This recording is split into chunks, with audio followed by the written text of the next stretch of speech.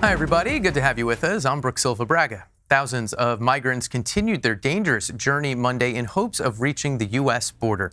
President Trump has threatened to cut aid to the Central American nations they came from. Many are fleeing violence and crises in their home countries. Adriana Diaz is traveling with them and has the latest from Mexico. This is a pit stop on a punishing journey to the U.S. border, and it's still just the beginning.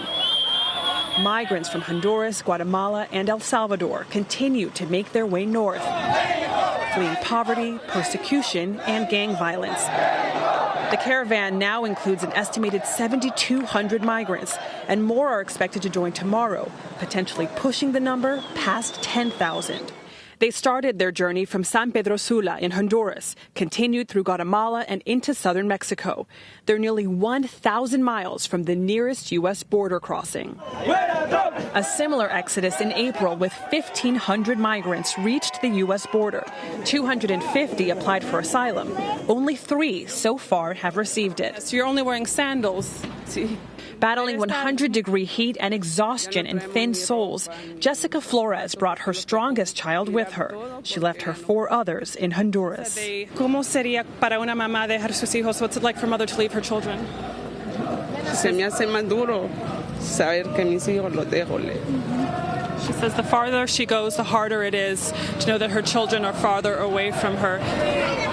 The migrants continued toward the border in open defiance of the U.S. government.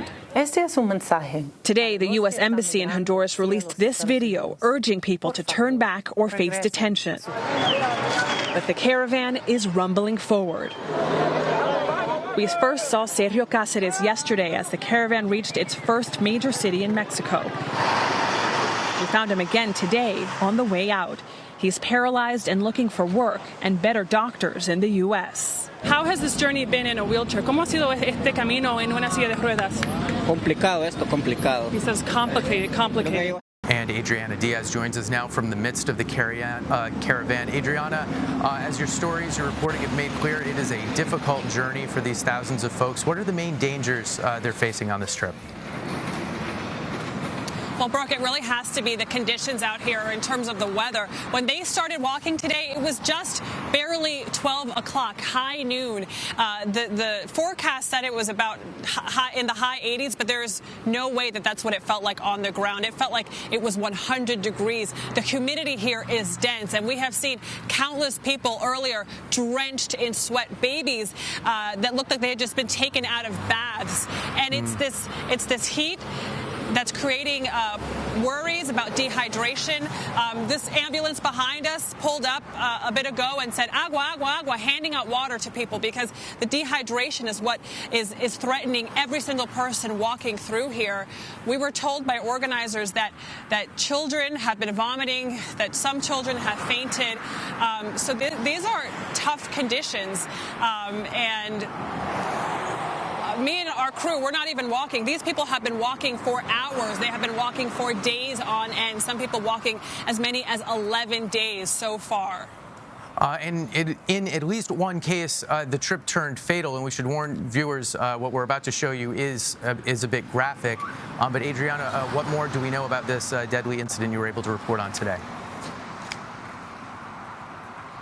It was really heartbreaking and I'm sure traumatic for anyone who saw this man.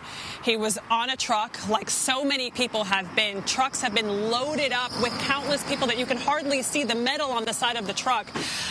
We're told he fell from a truck and he may have fallen under the truck and been run over by this truck. We got there shortly after. We saw, as you see in the video, we saw police covering the body and it's a stark, sobering reminder of how dangerous this journey is. People have energy, people have hope, but they're risking their lives by doing this. We spoke to migrants who had been standing around where the accident happened, and I said, does this change your mind? And a woman told me, we know the risks. We feel for this man because we feel we're a family and we feel that loss. But she said, but we all have dreams. We have our own dreams that we have to pursue, so we have to keep on going forward. A lot of your reporting in the last couple days has focused on these families that in some cases are losing children and then reuniting with them. It's obviously a big challenge for anyone, let alone someone traveling with children. What do we know about, it's going to be another 6 weeks, they believe, before they make it to the border. What do we know about whether some folks will even be able to make it there, and then what becomes of them if they just stop in the middle of Mexico? What about those folks?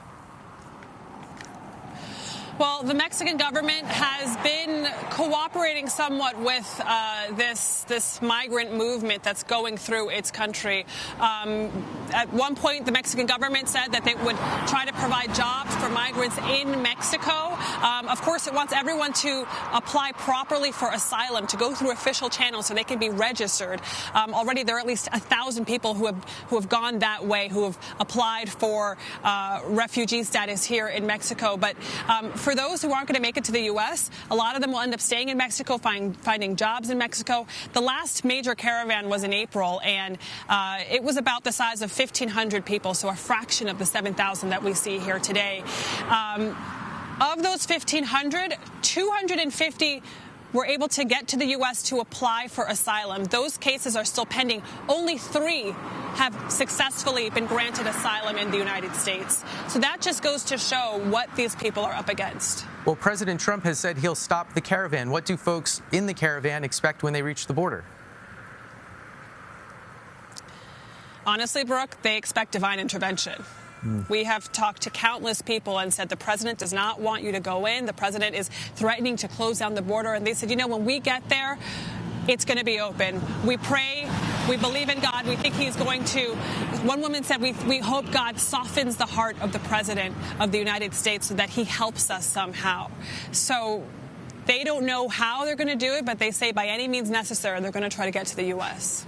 Okay. Adriana Diaz with the caravan. Thanks so much, Adriana. Thanks, Brooke.